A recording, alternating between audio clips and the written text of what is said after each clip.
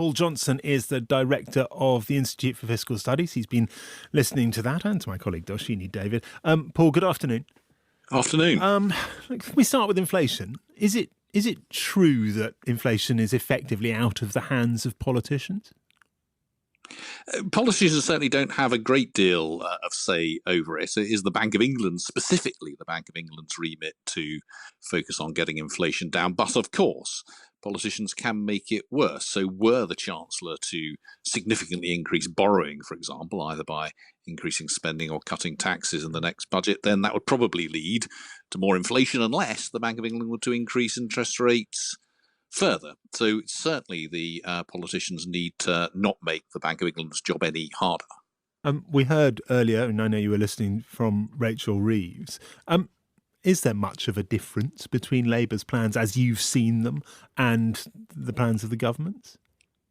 Well, of course, we don't have anything like detailed plans from either side in terms of what they do post-election. I think there's a couple of things that it's worth saying. The first is that if you look at the government's published plans in terms of what's in the budget documents, it really does suggest very, very, very tight spending control after the next election, and indeed probably spending cuts in some departments. Now, I don't actually expect that to happen, so I don't think that's a real plan. I think what we'll see is something different, which may involve even further tax rises than we're getting at the moment. And I think that's one of the problems, of course, that the Labour Party faces, because they're unwilling to say that they'll tax significantly more than is in the current plans. And if they're not going to do that, then on current forecasts, they would also be looking at tighter spending. And as I say, I don't think that's really what's most likely to happen. I think what you can see a difference between the parties is the extent to which you're hearing a development of something like a substantial industrial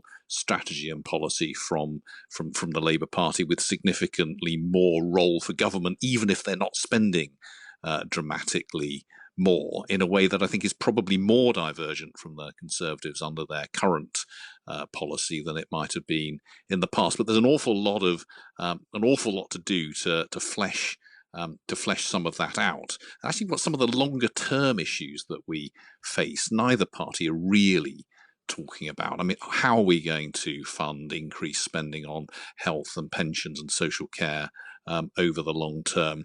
Labour has spoken to some extent about changing the planning regime. I think that is really important. We really need that fleshed out very substantially. Are we really looking at the challenges associated with getting to net zero, and really talking about the costs and changes that are required there? I mean, there are a lot, as everyone will know, there are a lot of big challenges facing us.